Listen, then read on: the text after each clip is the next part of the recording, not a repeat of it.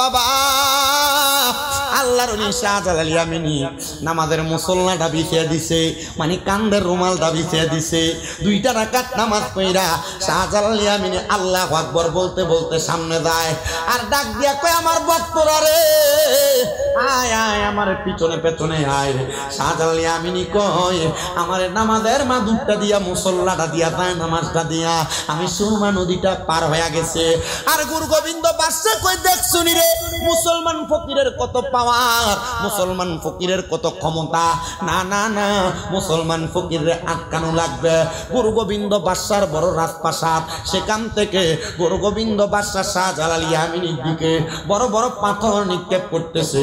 শাহজালাল ইয়ামিনী কোনো কথা বলে না, কোনো জবাব দেয় না। শাহজালাল ইয়ামিনী দেখতেছে 2জন প্রতিনিধি পাঠায়, ওনার 2জন প্রতিনিধিকে সেই জায়গায় শাহাদাত করে দেওয়া হয়েছে।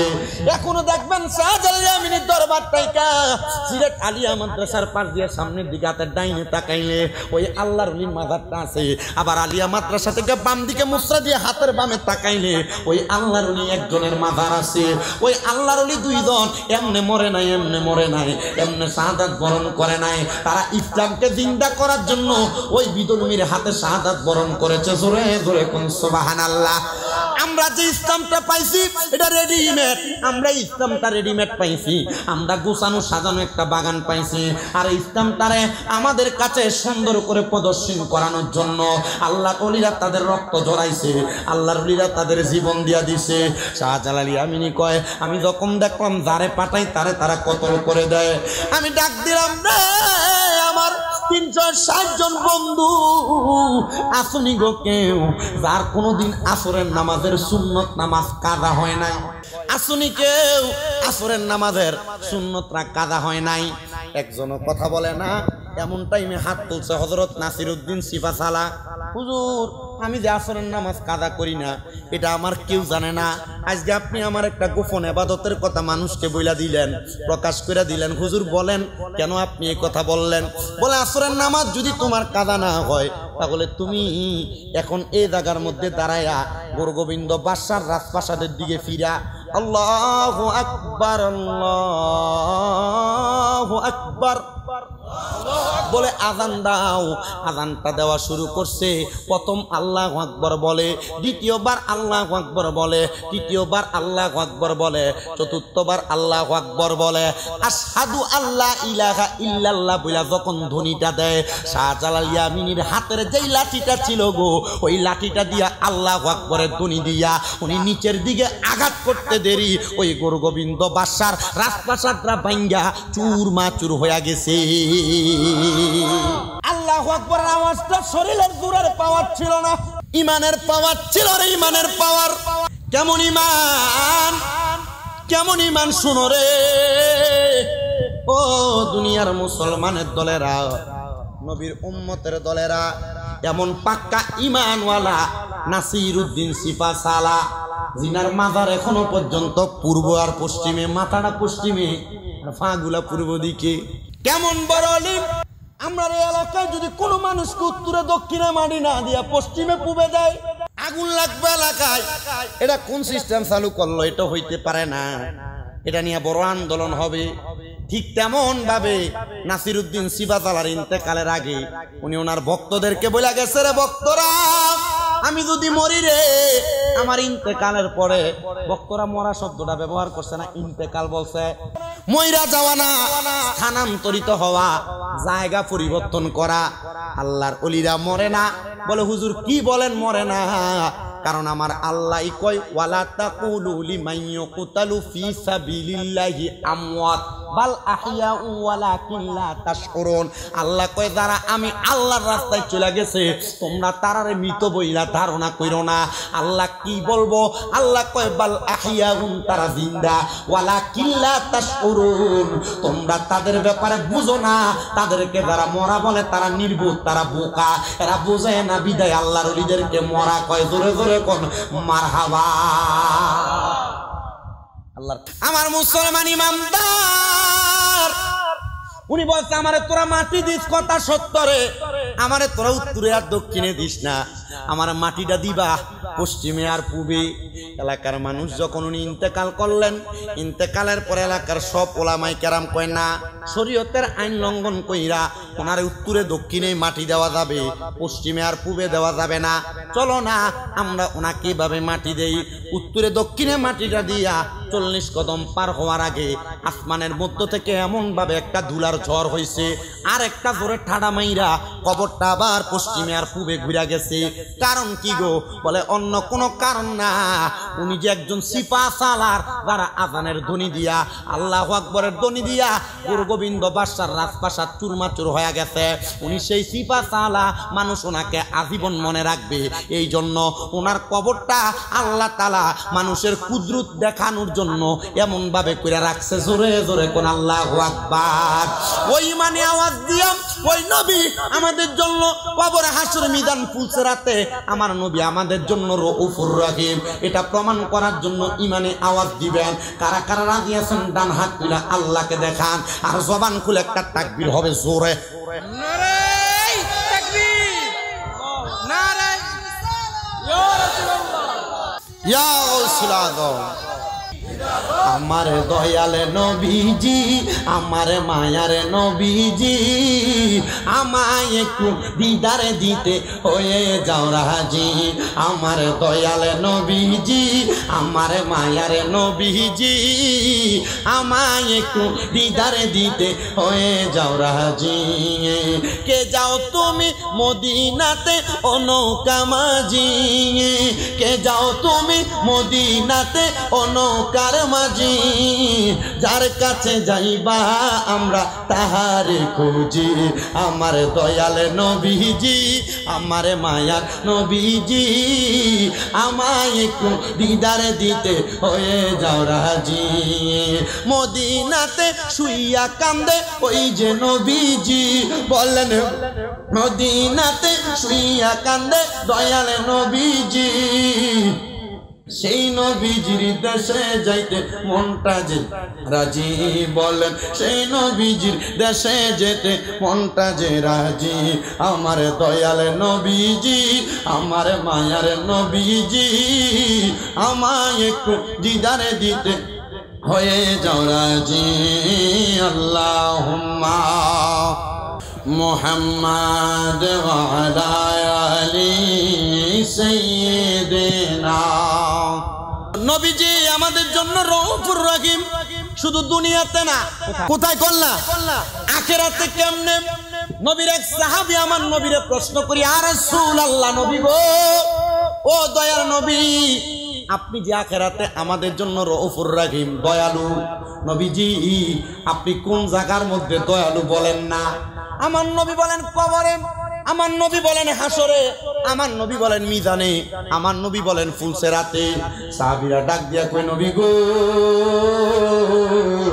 আপনার একটা উম্মত যদি মিজানের পাল্লার কাছে বিপদে পড়ে যায়, আপনি বলেন না আপনার ওই উম্মতকে আপনি নবীরে মিজানের কাছে পাইবনি? আমার নবী কয়, নাম, হ্যাঁ অবশ্যই আমার ওই উম্মত আমি নবীরে মিজানের কাছে পাইব। ওই সাহাবী প্রশ্ন করি, ইয়া রাসূলুল্লাহ, আপনার কোন উম্মত যদি ফুলসেরাতের কাছে বিপদে পড়ে যায়, আপনি নবীরে ফুলসেরাতের কাছে পাইবনি? আমার নবী কয়, হ্যাঁ পাইব। ইয়া রাসূলুল্লাহ, এবার আপনি বলেন না আপনার কোন উম্মত যদি হাউজের কাছে বিপদে পড়ে যায়, আপনি নবীরে হাউজের কাছে পাইবনি গো নবী? আমার নবী ডাক দিয়া বলতেছেন, হ্যাঁ পাবে। এবার সাহাবীটা শুনতে পাইলেন বাহিরে যাইয়া, এক ইহুদি বলতেছে, মুহাম্মদ যে বলে মুহাম্মদের 3 উম্মত 3 জায়গায় বিপদে পড়লে মুহাম্মদ 3 জায়গায় থাকবে। মুহাম্মদের এমন কি পাওয়ার, এমন কি যোগ্যতা, যেই যোগ্যতা দিয়া তিনি 3 জায়গায় থাকবো।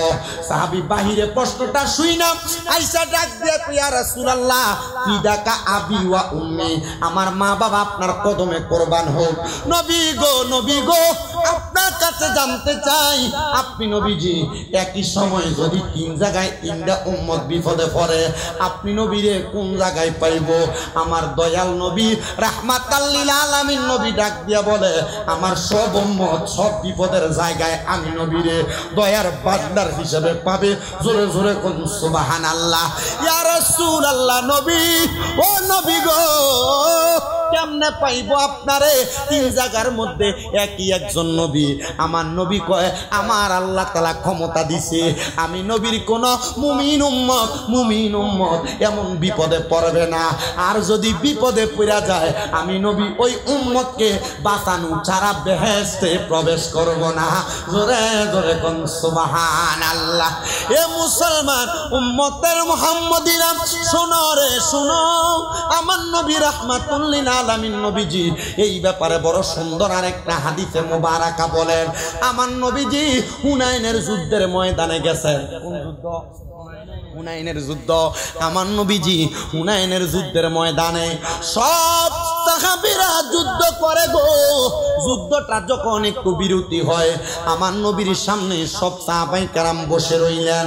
আমার নবীজি হঠাৎ করে নবীজির ডান হাতের সাদাত আঙ্গুলটা তুইলা ডাক দিয়ে বলতেছে সেই জাহান্নামী, এই ব্যক্তি জাহান্নামী।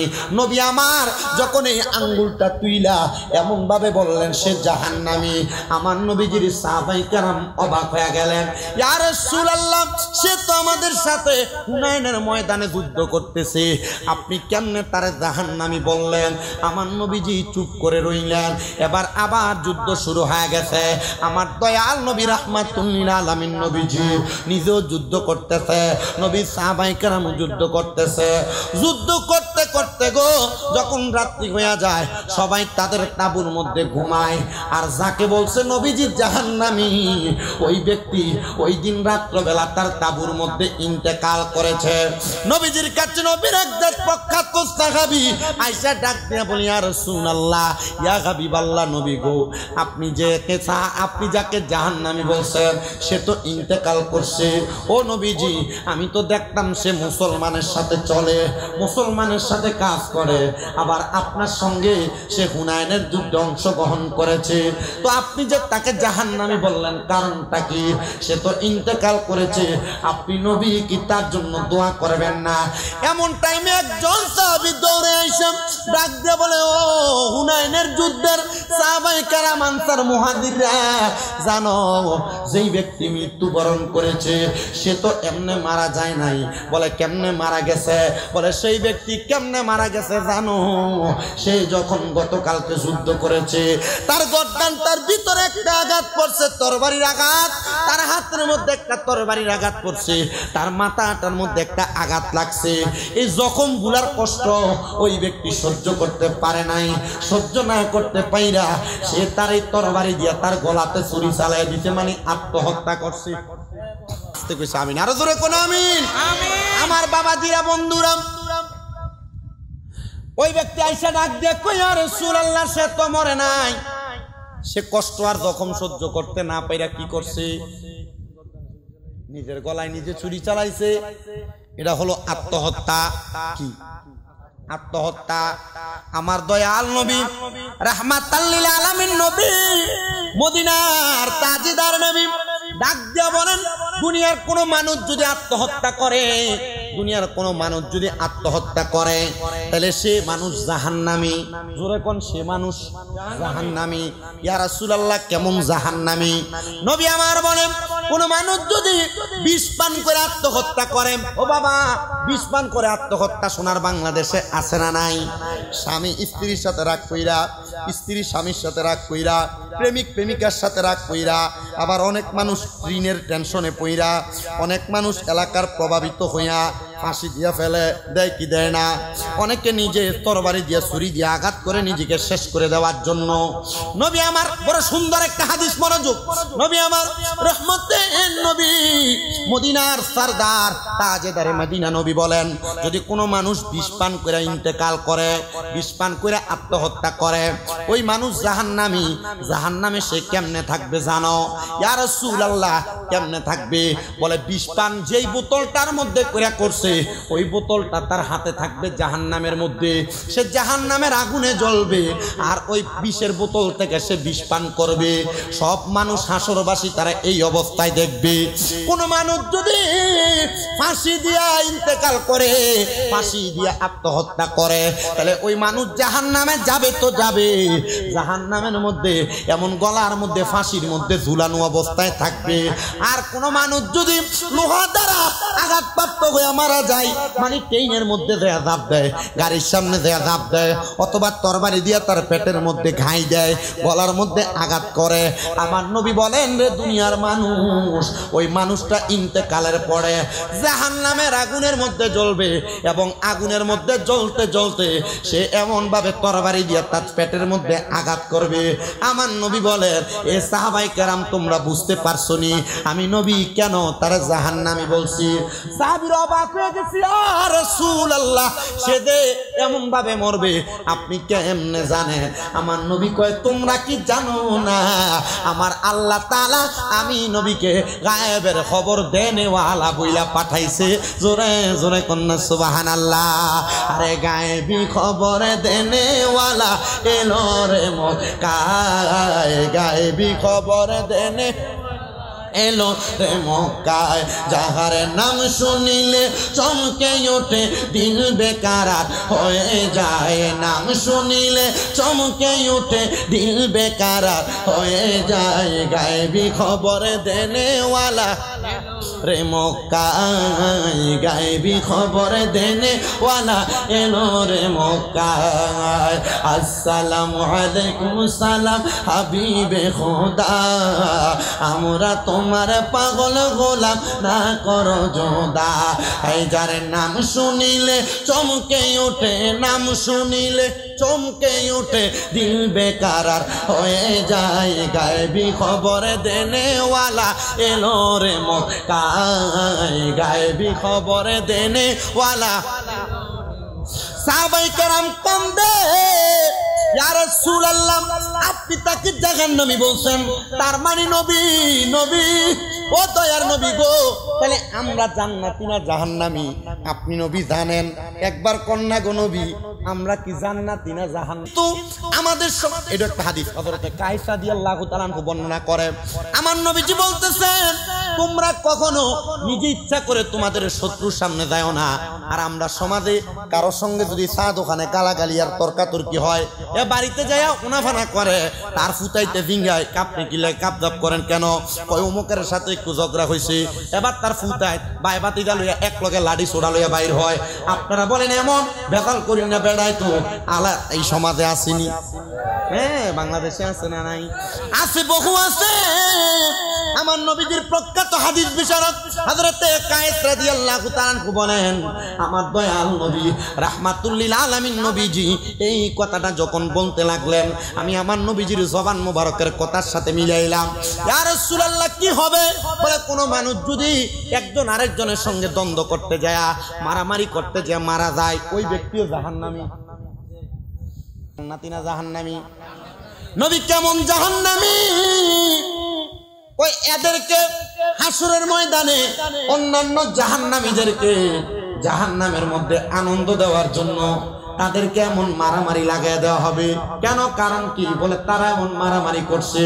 তো নবী আপনি যে বললেন আপনার উম্মতগুলা জান্নাতি, তাহলে আপনি নবীর কাছে জানতে চাই আপনার এমন অনেক উম্মত আছে যারা মারামারি করতে দেয়া মরে না, তারা শরীরের মধ্যে আঘাতপ্রাপ্ত হয়, তাহলে তাদের অবস্থা কেমন হবে?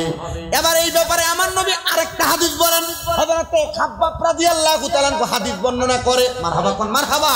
হযরতে খাব্বাব রাদিয়াল্লাহু তাআলা আনহু হাদিস বর্ণনা করে, তিনি বলে আমি এবার নবীজির একজন সাহাবীর সামনে গেলাম, আমি যা দেখলাম আগুনের মধ্যে লোহারে গরম কইরা তিনি তার শরীরের মধ্যে 7টা দাগ দিছে। 7টা এরকম কয়টা দাগ দিছে?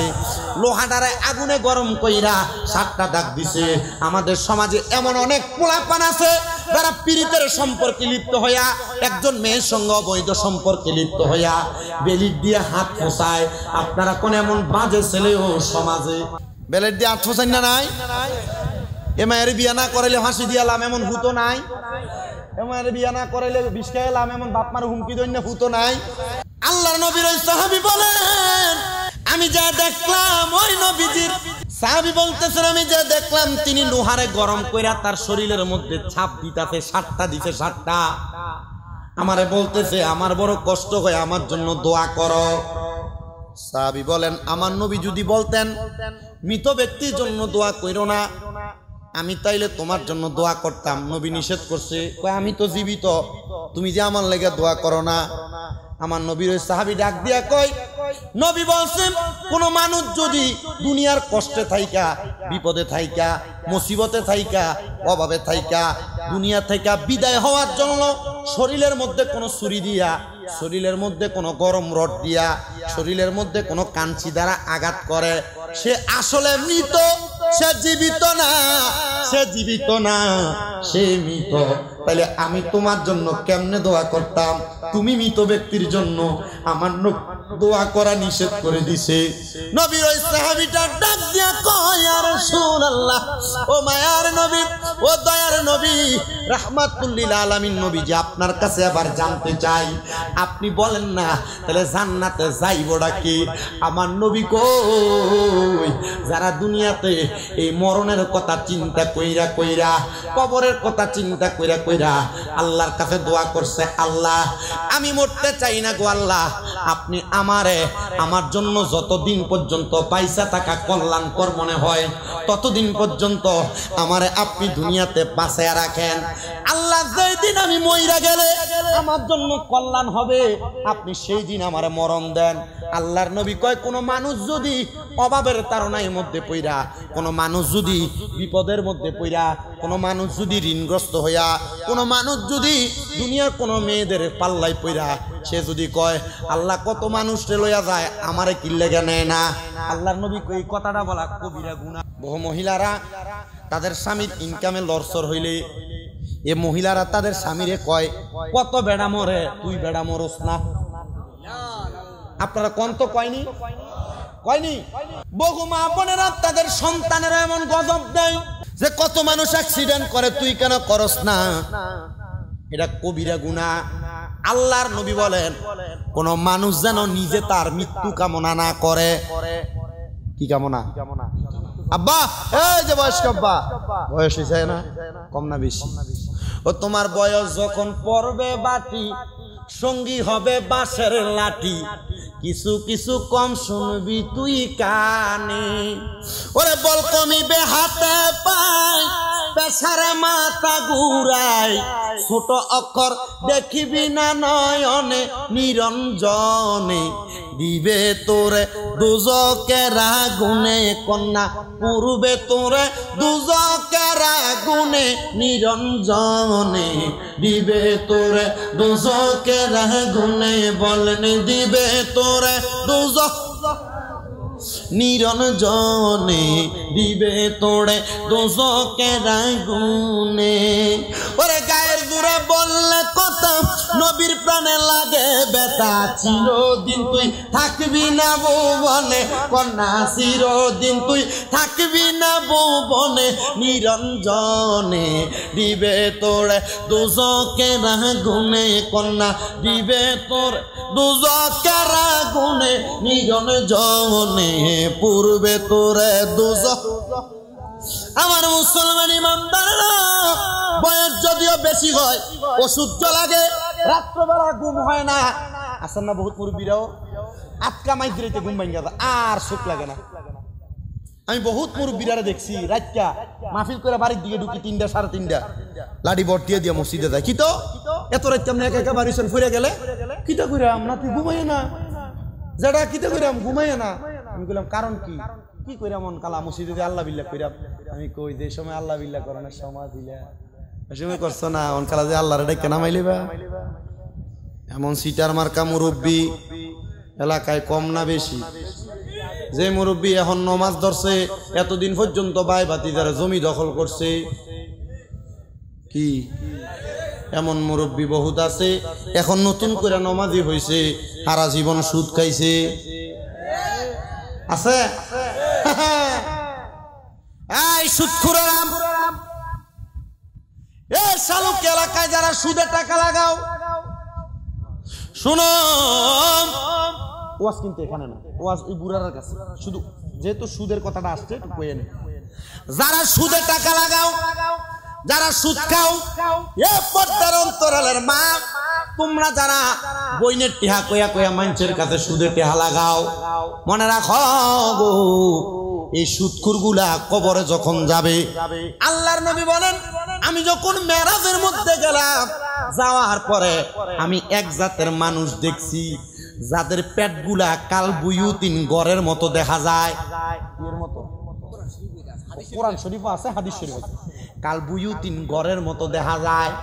সাহাবায়ে কেরাম প্রশ্ন করে, ইয়া রাসূলুল্লাহ, সুকুতি ফিরতে গেলে কালকে সকালে যদি কয় যে স্বামী ব্রাদার এত বছর আনস, আর আননের দরকার নাই, লাগতো না দাওয়াত।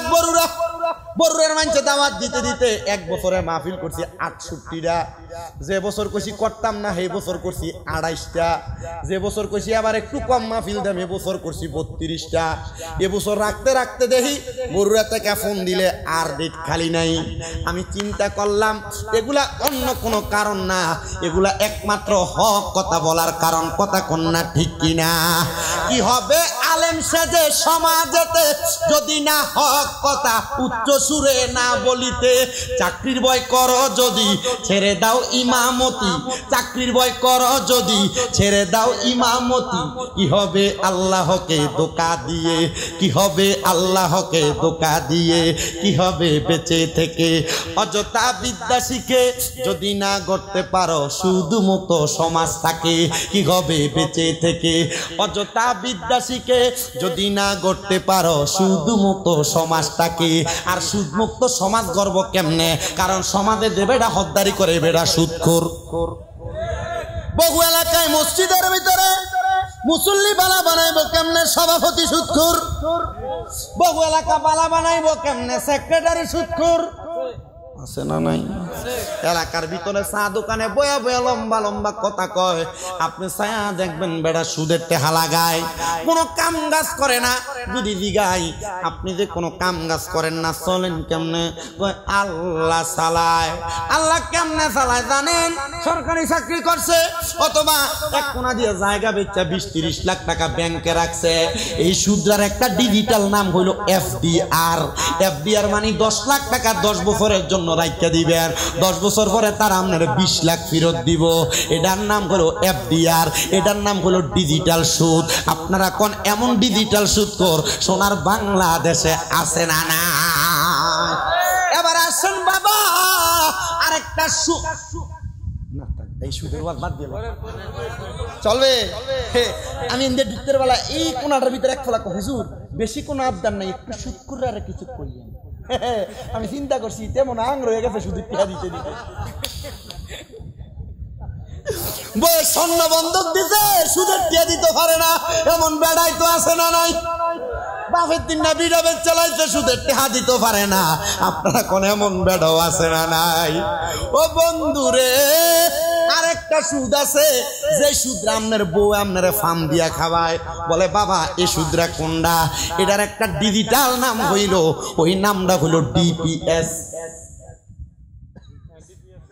আসেনি? বহুত মানুষের তলে তলে এমন DPS করে রাখছে। বহু বেরিয়াত করবো এতদিন পর্যন্ত কোনটা করলাম, আমরা দি তলে তলে DPS করে রাখছি। এ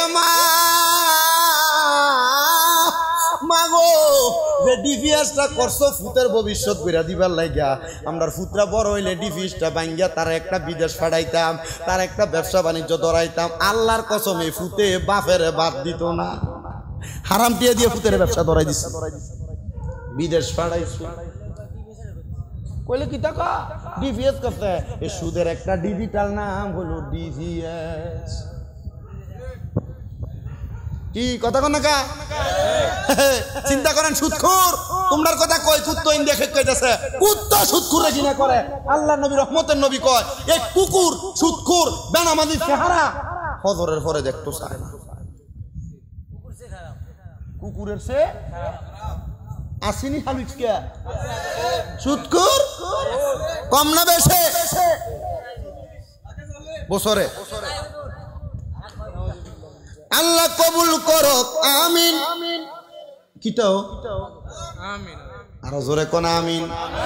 আল্লাহ তার থেকে আমরা হেফাজত করো, জোরে কোন আমিন। আমরা সমাজে আরেক জাতের মানুষ আছে সুদখোরের পক্ষে দোয়ানে বইয়া কথা কয়, এক কাপ চায়ের কাছে বেচা হয়। কথা কোন না কেন? হারাম করার পক্ষে কথা কয়, এক কাপ চায়ের কাছে বেচা হইয়া তার পক্ষে কথা কয়। যে ব্যক্তি অন্যায়কারী এক কাপ চায়ের কাছে বেচা হইয়া অন্যায়কারীর পক্ষে কথা বলে। মনে রাখবা, মনে রাখবা, এমন আদল আর ইনসাফ না করার কারণে আল্লাহর কাঠগড়ার মধ্যে দায়ী হয়ে যাইবা। আমার বাবাজিরাম, আরেক প্রকার সুদ শালুকি এলাকার বিভিন্ন ঘরে আছে। কেমন আছে জানো?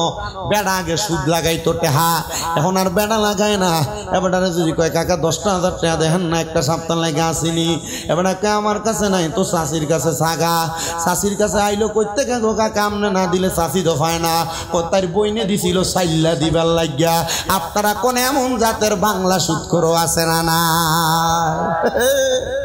এবারে বইনে দিছে সাইল্লা দিবার লাগিয়া। হ্যাঁ, চল তো হারে না, এলাকে দিছে সাইডা দে আসিনি। বেরিয়েছে কবিটাতে আমরা রগ রেশাদ ধরে লেছে।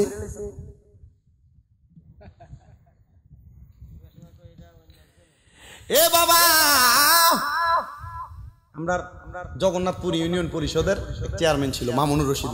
মামুলিক করতো তো এলাকা ফলান। তো এবার কাছে আমার মনে আছে, আমি আমার একটা মাদ্রাসা করা লেগে অনুমোদন লেগে গেছে। এবার আমার ধমক দিছিল, কি লেগেছেন আপনি এ বয়সে মাদ্রাসা কর্ম করতে টিয়া ফানকু?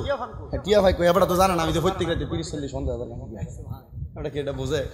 তো বুঝছে না যে আমার ধমক যে আমি আর কিছু করছি, আমি বইয়ে রয়েছি। আমি চিন্তা করলাম উজ্জিতার মতো বইয়ে থাকলে অনুমতি জানি কোনো রকম পাই যায়। বইয়া পর এই টাইমে এক বেরিয়েছি, চেয়ারম্যান সাহেব এই যে স্টেম দি অমুকে আমার থেকে টিয়াটা লয়ে গেছিল। এ টিয়াটা দেয় না, ক ইয়া টিয়া কি সুদে নিছিল? কহ কামটা আমার ভাল লাগছে। আর চেয়ারম্যানের সুদে নিছিল? কহ কত নিছিল? 4 লাখ নিছিল।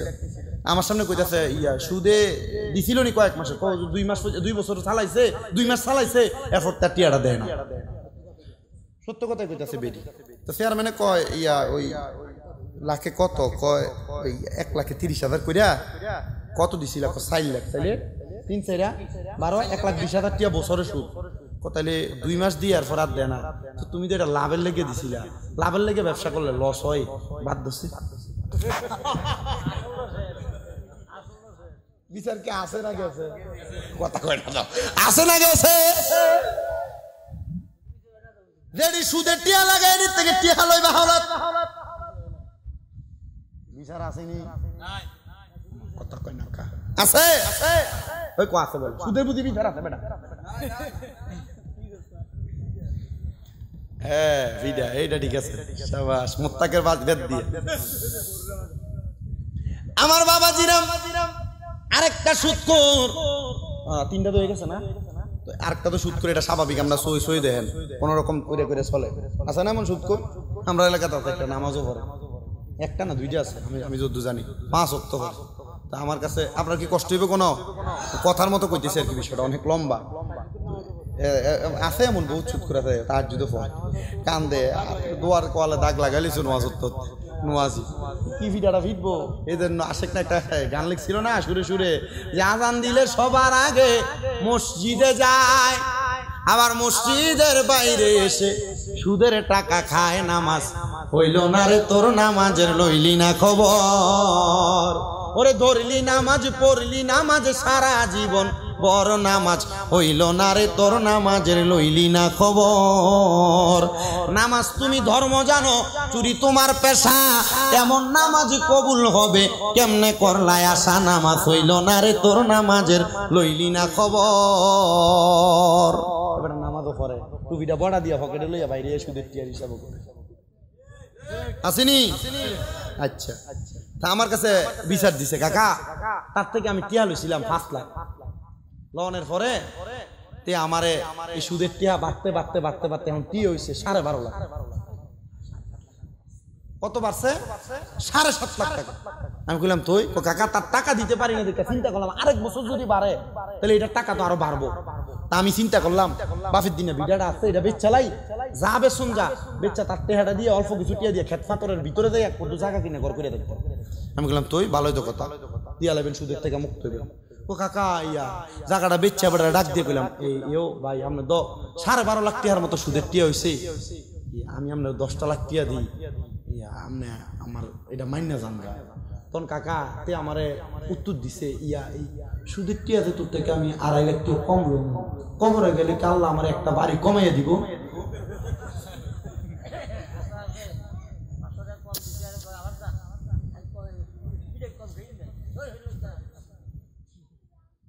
সুদ খেলে গুনাহ হবে, সুদ খেলে কবরে জ্বলবে, সুদ খেলে কবরে সাপে কামড়াইবো, এটা জানার পরেও সুদ খায়।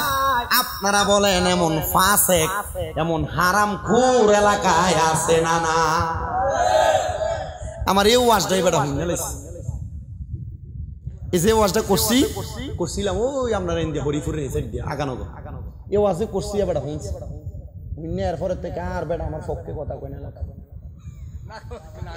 তা আমার পক্ষে কথা বললে কি হবে, না বললে কি হবে? এমন 2-3টা সুদখোর কিনার মতো ক্ষমতা আল্লাহ শামিম রাজারে দিছে।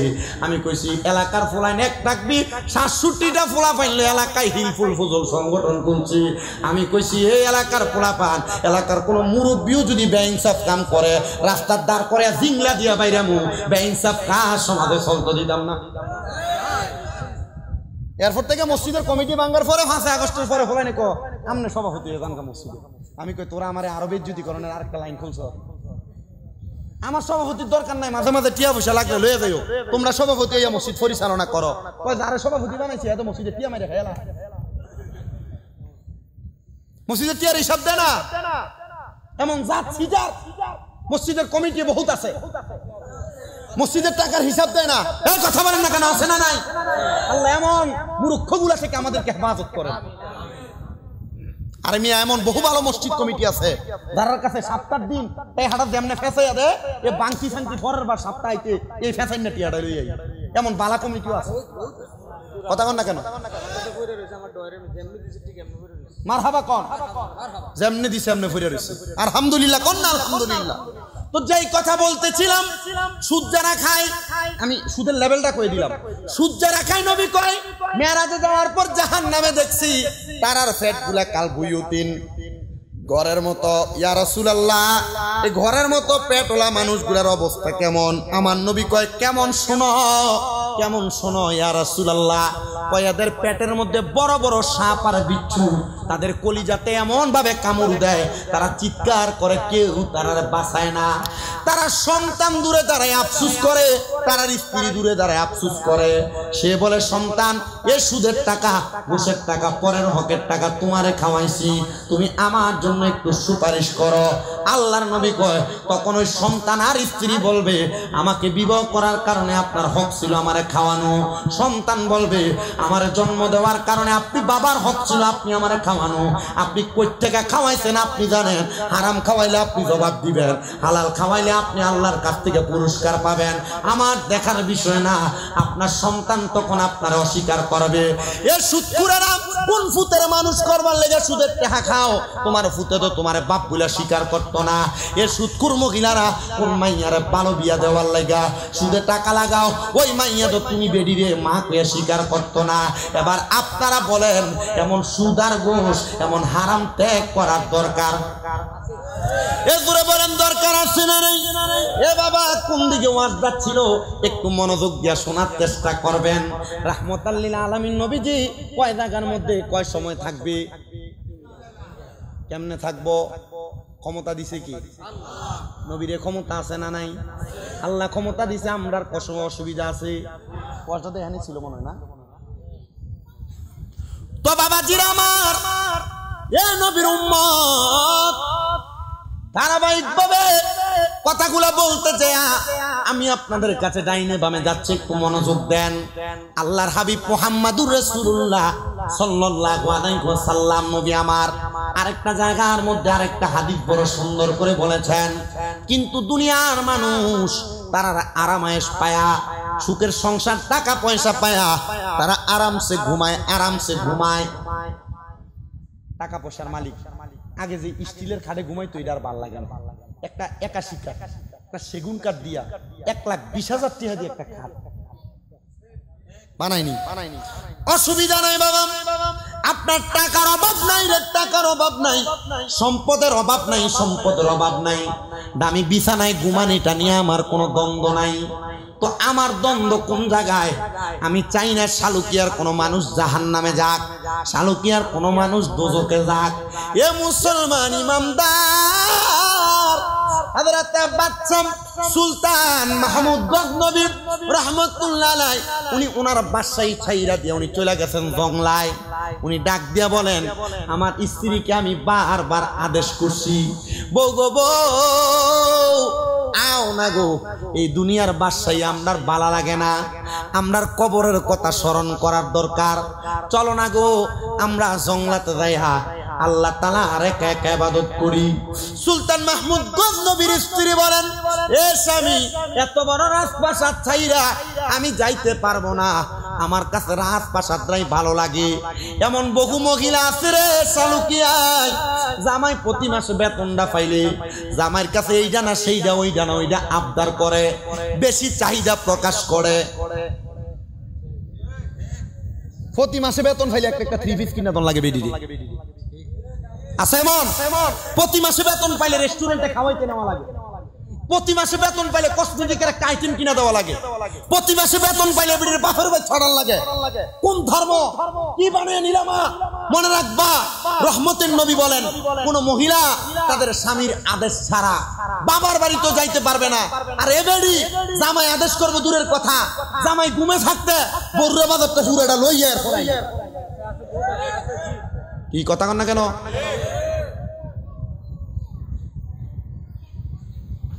রাহমাতুল লিল আলামিন নবী ডাক দিয়া বলে, কোন মহিলা যেন তাদের স্বামীর কাছে উচ্চ বিলাসী না হয়, বেশি না চায়। কেন গো, কেন না চাই? কারণটা অন্য কোনো কিছু না, কারণ স্বামী তার দায়িত্ব অনুযায়ী মহিলার দায়িত্ব পালন করবে। তবে হ্যাঁ, কোন জামাই যদি কিপটা হয়, বেরিয়ে তোমরা তোমার জামাই যদি তোমাদের চাহিদা মোতাবেক মোটামুটি ভালো খাবারও না খাবায়, জামাইয়ের পকেটে টিয়া চুরি করে জায়েজ আছে। যদি ফতুয়ার কথা কয় কে দিছে, তবে স্বামীর নেতা কইছে মহিলারা জামাইয়ের পকেটে টিয়া চুরি করো জায়েজ আছে। কি লেগা? কারণ কি? মহিলা জামাইয়ের পকেটের টাকা নিয়ে তুমি তোমার সংসারের কাজে, তোমার নিজস্ব কোনো কাজে ব্যবহার করবা। তবে সাবধান, এমন অনেক মহিলা আছে স্বামীরটা দিয়া, মানে এক কথায় বাংলা কথা হাইটটা দিয়া ভাইয়ের নাম করে, খাস বাংলা আসেনি? জামাই বিদেশ থেকে টেহা ফাড়ায়, হেবড়ি হেবড়ি বাইরে মোবাইল কিনা দেয়। জামাই বিদেশ থেকে টেহা ফাড়ায়, হেবড়ি হেবড়ি হেবড়ি মারে আর বাপেরে ডাক্তার দেখা। কথা কন না কা? এটা আপনারা কইবেন কিনা জানি না, তবে বিদেশি যারা আছে এরা ঘরের ভিতরে অ্যাভেলেবেল হয়। আর জামাই যদি কয় আমার টাকা দিয়া তুমি তোমার বাইরে কিনে কিলা দাও, এবারে মুখে দাও। কথা কয় না? কার আছে না নাই? ওই দূরে কোন আছে না নাই? নারে তাকবীর, সাদ নারে রিসালাত, নারে গাউসিয়া, পবিত্র ঈদে মিলাদুন নবী হযরতুল আল্লামা শামসুল আরফিন খুশবাসী পিতা হুজুরের আগমন, শালুকিয়াবাসীর পক্ষ থেকে, শালুকিয়াবাসীর পক্ষ থেকে জোরে কোন মারহাবা। খুশবাসী চান হয় না যে বদনাম, শামসুল আরফিন চান হয় না যে বদনাম। আমরা আল্লাহ রাসূল পাইতে আমি বায়াত হইলাম কন্যা, আল্লাহ রাসূল পাইতে আমি বায়াত হইলাম। মুর্শিদ চান হয় না যে বদনাম, মুর্শিদ চান হয় না যে বদনাম। আরে তরিকতের আমল করে কত বাই গেল উপরে গো, আমায় রাইখো সুনজরে আমার আমল নাই। মুর্শিদ চান হয় না যে বদনাম, খুশবাসী চান হয় না যে বদনাম। জোরে কোন মারহাবা। বাজান আমার ওয়াজ কইরা আজকে কলম হচ্ছে না, আর গুদ্দুর ওয়াজ বাহি, একটু সময় যদি দেন আপনি বইয়ান তাহলে ওয়াজ বাহিটা কইরা। হ্যাঁ বইয়ান আপনি, একটু সময় শুধু আমি সাইয়া লইতেছি, কিন্তু আপনারা কষ্ট করেন না। হুজুরের মুরিদ যারা আছেন এরাও রাগ করানোর দরকার নাই। আমরা বাপফুতের কারবার, এটা তলে তলে চলবো, শাসন জয়ব করে। মারহাবা কোন আস্তে করে সারা জোরে কোন মারহাবা। তো যেই কথা বলতেছিলাম, মহিলারাও মা গো একটু মনোযোগ দিয়া শোনো।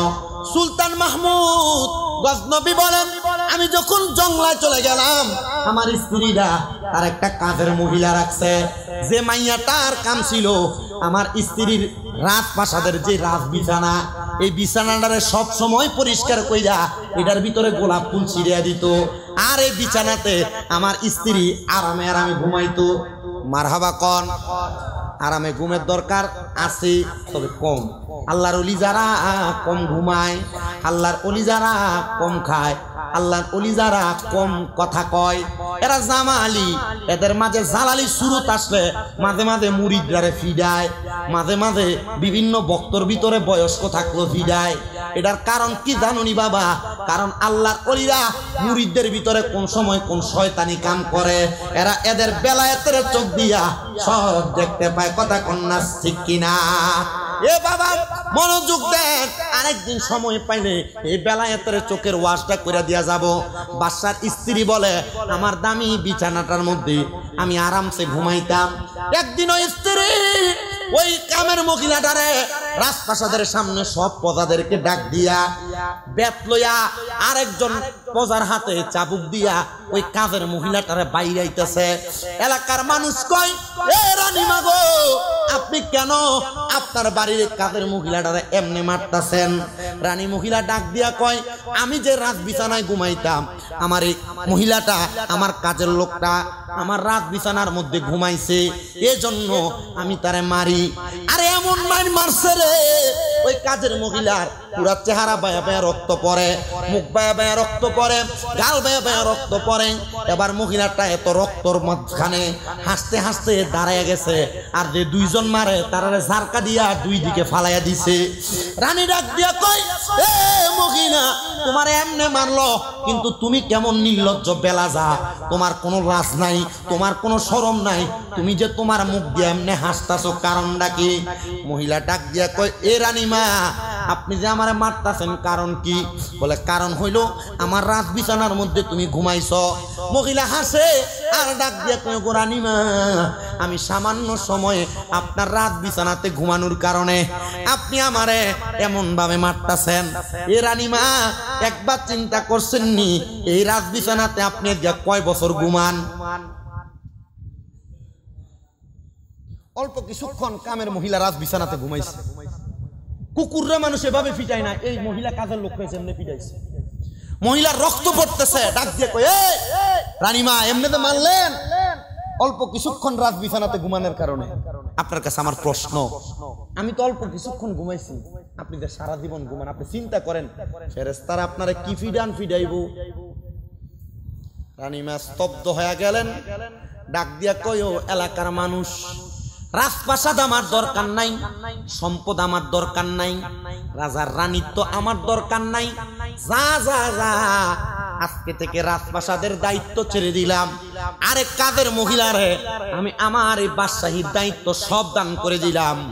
যাও রানীমা, আপনার এই কথা আমরা মানতে রাজি না, তবে আমি একটা কথা বলতে পারি গো, আপনি যদি চান এই রাজপ্রাসাদ যে গজনব এলাকায়, গজনবের গরিব এতিম বেদুইন পোলাপানরা, তারা রাজপ্রাসাদের পাশে কত বড় মরুভূমি, মরুভূমির খেজুর গাছের নিচে বৈশা বৈশা পড়ে, আপনি যদি চান এই মরুভূমির ছোট ছোট তলেবুল এলেম গুলারে আপনার রাজপ্রাসাদের মধ্যে ঢুকায়া আপনি এলেম শিক্ষা গ্রহণ করান, আমার মনে হয় গো রানীমা, এরপর থেকে আল্লাহ তাআলা আপনার এই রানীত্বর যে আরাম আয়েশের গুনার কারণে আপনার আযাব দিবে না।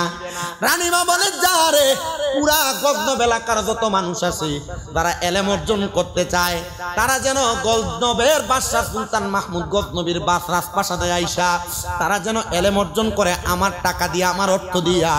এই জায়গার মধ্যে কত সুন্দর এলেম বিতরণ হয়। এ বরুড়ার শালকিয়ার আমার মুরব্বী আব্বা, এলাকার মধ্যে প্রতি বছর বছর ঈদে মিলাদুন্নবী ফাউন্ডেশনের উদ্যোগে মিলাদুন্নবীর মাহফিল হয়। এই মাহফিলে ওলামায়ে কেরামের জবান দিয়ে কয়েকটা কথা হয়, ওলামায়ে কেরামের জবান দিয়ে কয়েকটা বক্তব্য হয়, যে বক্তব্য দিয়া মানুষ হেদায়েত হয়, যে বক্তব্য দিয়া মানুষ হেদায়েতের পথে চলে, যে বক্তব্য দিয়া মানুষ তাদের কলিজা ঠান্ডা করে। আসেননি রে বাবা, আগামী বছর এই বক্তব্যের একটা মাঠ হয়ে যাবে। একজন শুধু হাতরা বাড়ে